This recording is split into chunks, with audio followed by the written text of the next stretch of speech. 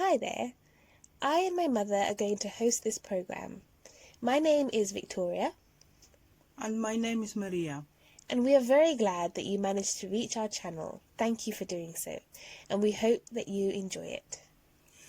Note that we also welcome feedback. And if you have something that you want us to talk about, please tell us what it is in comment section. And we will do our best to respond to it. Our videos are usually short and straightforward, and we try to discuss topics which deal with everyday life, and we aim to give advice.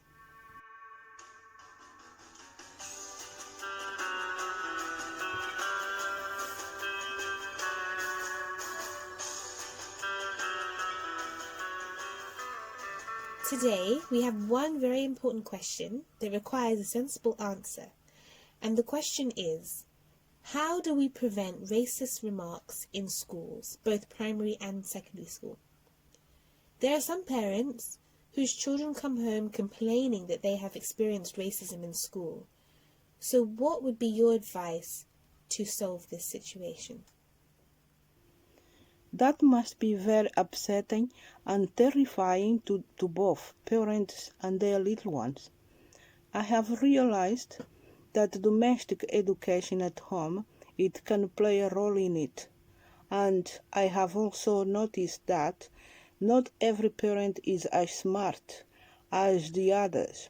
Some parents are capable to give proper orientation and guidance to their young ones, while on the other hand, some other parents haven't got a clue on where to begin. Therefore, first of all, domestic education begins at home. Yes, that is how it's supposed to be. Everyone says so. It is the parent's duty and responsibility to do so.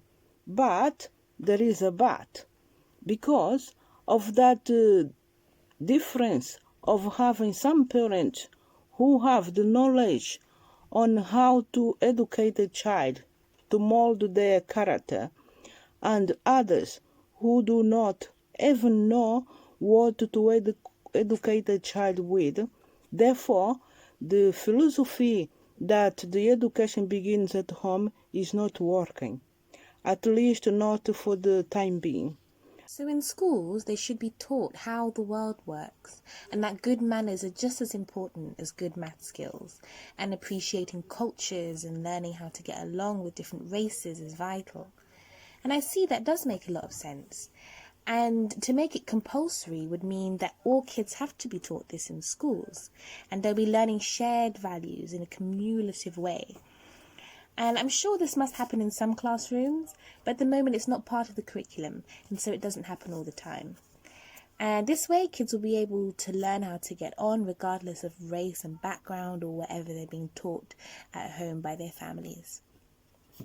And this situation has been like this for ages, for centuries. Therefore, I think it is time to try something else.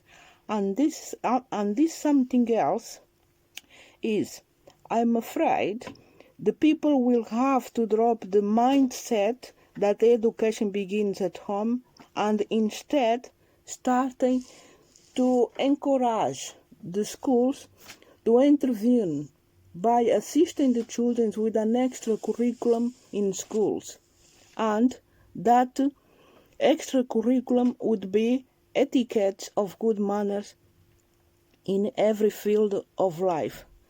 This can easily be taught through play, for when they grow up and become parents themselves, they will become better parents with positive values and principles. Besides, the schools will be producing better citizens for the society as a whole. This ideology or conviction of mine is something that I am putting it on the table for parents, schools, government, ministers of education, decision makers, lawyers, social services, not to mention the United Nations, campaigns, charities, and so on to discuss it over among themselves. And frankly, I would prefer that this extra curriculum be established and implemented rather soon than late. Now, about the book that teachers will be teaching good manners from to the children, it have to be a special collection from the best books in mannerism there are around, and would be friendly if schools check if what it is in the book is suitable, if it fits for purpose to teach the difference between right and wrong through learning good manners in every field of life. I am urging schools to do that check because some of the books out there are a bit controversial, and considering the fact that parents trust more what comes from schools, therefore a school safeguarding on this issue will mean a lot to them. I guess it's when we don't address these things at a young age that they develop into fully grown adult problems, which I guess is a lot of what we're seeing nowadays. So the main message that you wanted to get across today was that different households will raise their children in different ways, which is the norm and which is expected. But when it comes to children mingling, mixing with each other, spending time with each other, being nice, caring, not showing any kind of prejudice to each other, rudeness, racism to each other, they need to have a common way of being taught this, which is hard if everyone's in their own families with their own cultures and their own priorities.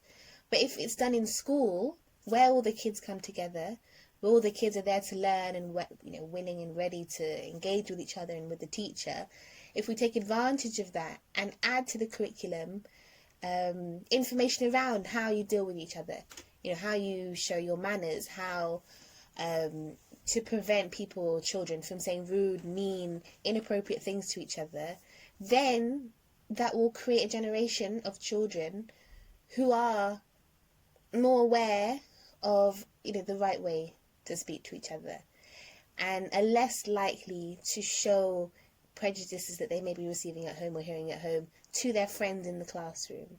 And so in terms of how to do this, you mentioned that there are already a lot of books and teachings out there on how to teach complex ideas about race and equality to children in a simple and fun way so that they can learn and they'll grow up and it'll be second nature to them. And I think it's a good idea.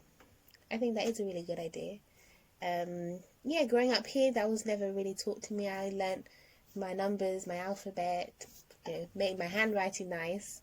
But yeah, like you said, extracurricular activities around manners would make a big difference to how children view each other, regardless of background. I'm glad you understand. Yeah. And it's time to go now, I think. Mm-hmm. Yes.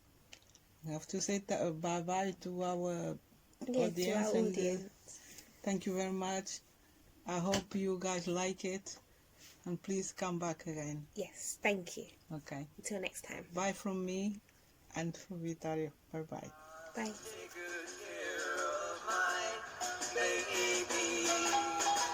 Now don't you ever make her cry.